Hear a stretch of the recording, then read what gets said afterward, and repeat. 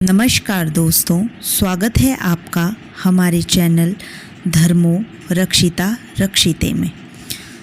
एक बार महाराजा पृथु का पुत्र बरी बड़ा कर्मकांडी था। वो दिन रात तरह तरह के कार्यों में लगा रहता था। वो श्री हरि की उपासना ना करके देवी देवताओं की उपासना किया करता था। वो देवी देवताओं को प्रसन्न करने के लिए तरह तरह के यज्ञ और अनुष्ठान आदि भी किया करता था।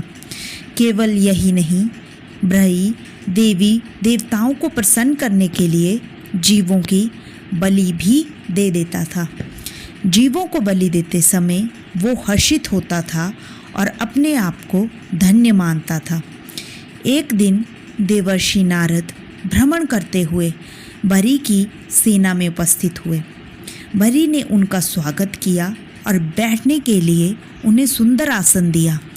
देवर्षि नारद ने बरी के कर्मकांडों की चर्चा करते हुए कहा, राजन, आप दिन रात देवी देवताओं को प्रसन्न करने के लिए तरह तरह के कर्म करते रहते हैं और पशुओं की बलि भी देते हैं। आप कभी श्री हरि को भी स्मरण करते हैं? ये सुनकर नारद जी बोले, राजन, ये ठीक है कि श्री हरि सभी जीवों में निवास करते हैं। ये भी ठीक है कि देवी देवताओं में भगवान श्री हरि मौजूद हैं, परंतु ये ठीक नहीं कि देवी देवताओं की आराधना के रूप में आप भगवान श्री हरि की ही आराधना करते हैं।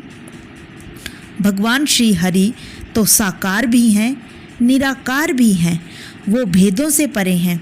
उनके सामने देवी देवता भेदों से परे नहीं हैं। भगवान श्री हरि दयामय हैं।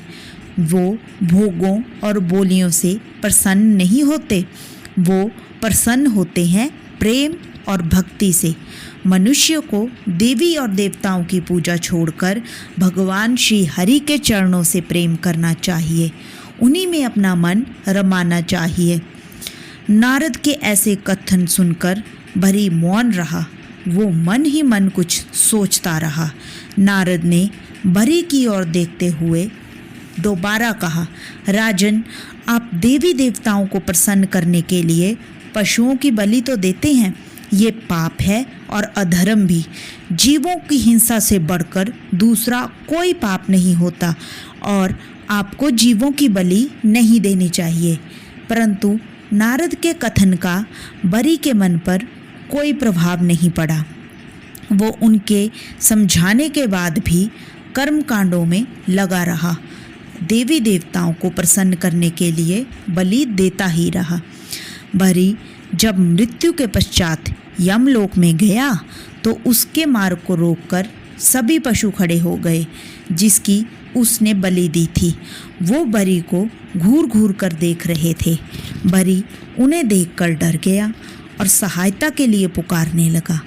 उसकी पुकार सुनकर यमदूत अट्टहास करने लगे। उन्होंने बड़े जोर से हंसते हुए कहा, मूर्ख, तुम जिन पशुओं की बलि देकर हर्षित हुआ करते थे वो ही आज तुमसे बदला लेने के लिए तुम्हारे सामने खड़े हैं। तुम्हारी सहायता कोई नहीं कर सकता। यमदूतों का कथन सुनकर बरी आतर स्वर में बोला, मैंने जीवन भर जो भी हिंसा की थी वो देवी देवताओं को प्रसन्न करने के लिए की थी। यमदूत बोले, मूर्ख, कोई भी देवी देवता बलि से प्रसन्न नहीं होता। मनुष्य अपने मन के विकारों के कारण ही देवी देवताओं को बलि दिया करता है।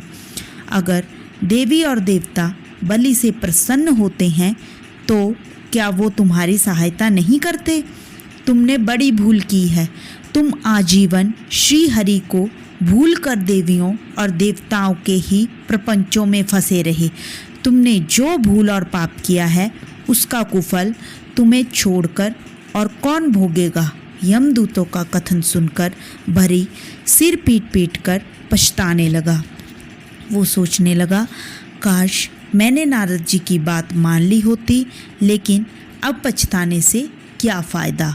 जो लोग भगवान के चरणों में अनुराग ना करके देवियों और देवताओं के जाल में फंसे रहते हैं उन्हें बरी की ही भांति पछताना पड़ता है। दोस्तों, अगर आपको हमारी ये कहानी पसंद आई हो तो हमारे वीडियो को लाइक करें और हमारे चैनल को ज़रूर सब्सक्राइब करें। राधे राधे।